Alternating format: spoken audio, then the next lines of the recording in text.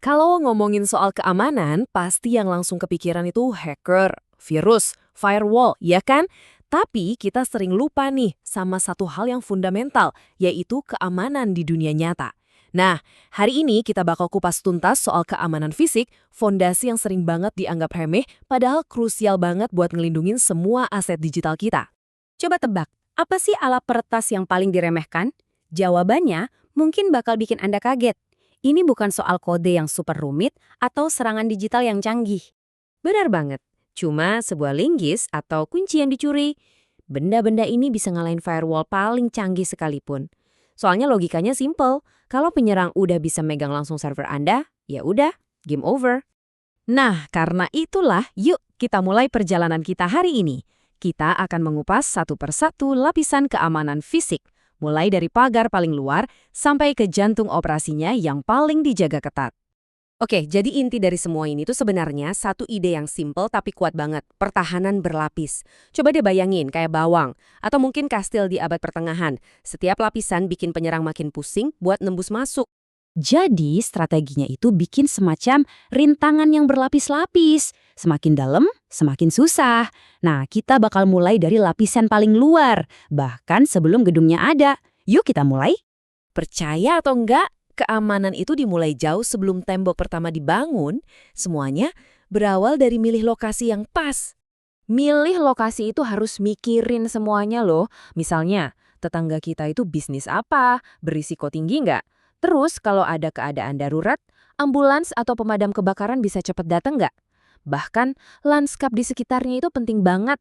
Pohon atau semak-semak kan bisa jadi tempat ngumpet yang oke banget buat penyusup. Kadang cara bertahan terbaik itu justru dengan ngumpet, nggak kelihatan sama sekali. Nah, ini namanya kamuflase industri. Bayangin aja, ada pusat data super penting, tapi dari luar kelihatannya kayak pabrik kerupuk yang ya biasa aja. Gimana mau nyerang kalau nggak tahu targetnya di mana kan? Oke, lokasi udah aman. Sekarang kita masuk ke desain gedungnya. Nah, di sini ada konsep psikologis yang keren banget. Namanya CPTD. Itu singkatan dari Crime Prevention Through Environmental Design. Gampangnya, mencegah kejahatan lewat desain lingkungan. Intinya, CPTD itu gini. Desain sebuah tempat bisa banget ngaruh ke perasaan kita. Aman atau enggak? Coba bandingin deh. Gang belakang yang gelap, sempit, banyak barang numpuk, pasti bikin was-was kan? Beda banget sama jalanan yang terang benderang, toko-tokonya kebuka. Nah, desain yang bagus itu bisa mencegah kejahatan bahkan tanpa perlu ada satpam satupun. Dan ini tuh soal detail-detail kecil yang dampaknya gede banget. Misalnya, bangku taman. Kalau ditaruh di tempat yang pas, orang jadi mau duduk di situ. Otomatis jadi ada mata yang ngawasin secara alami. Atau pot tanaman. Dibikin pendek aja biar nggak bisa jadi tempat sembunyi. Simple, tapi efektif banget buat ngebentuk perilaku dan ningkatin keamanan.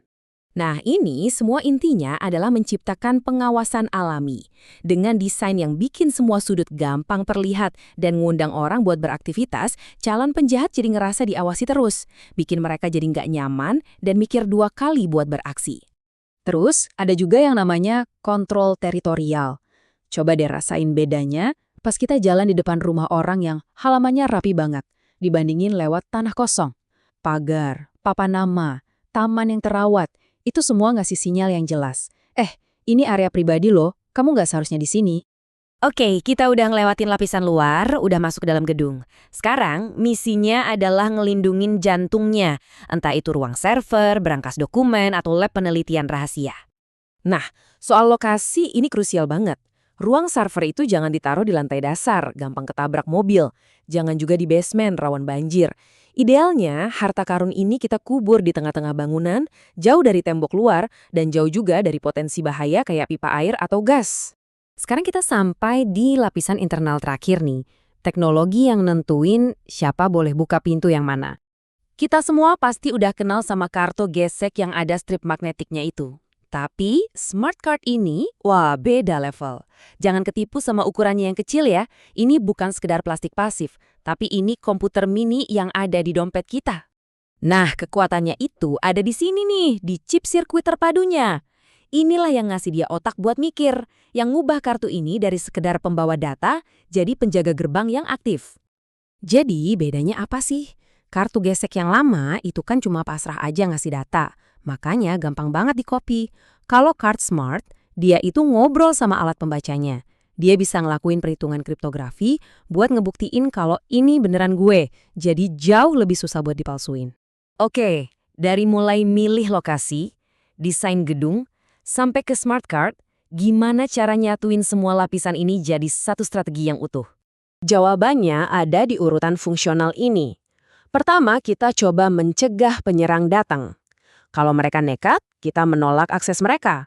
Kalau masih bisa masuk juga, kita harus mendeteksi keberadaan mereka. Terus, kita menunda pergerakan mereka biar kita punya waktu. Akhirnya, kita menentukan apa yang sebenarnya terjadi dan memutuskan harus gimana. Ini siklus pertahanan yang jalan terus-terusan. Gini deh, kehidupan digital kita dilindungi sama lapisan-lapisan kode yang rumit. Tapi pernah kepikiran nggak apa yang melindungin kotak tempat semua kode itu tinggal? Jadi, lain kali Anda masuk ke sebuah gedung, coba deh perhatiin, ada banyak lapisan keamanan tak terlihat di sekitar Anda. Dari tingginya pot tanaman, sampai chip di kartu identitas Anda,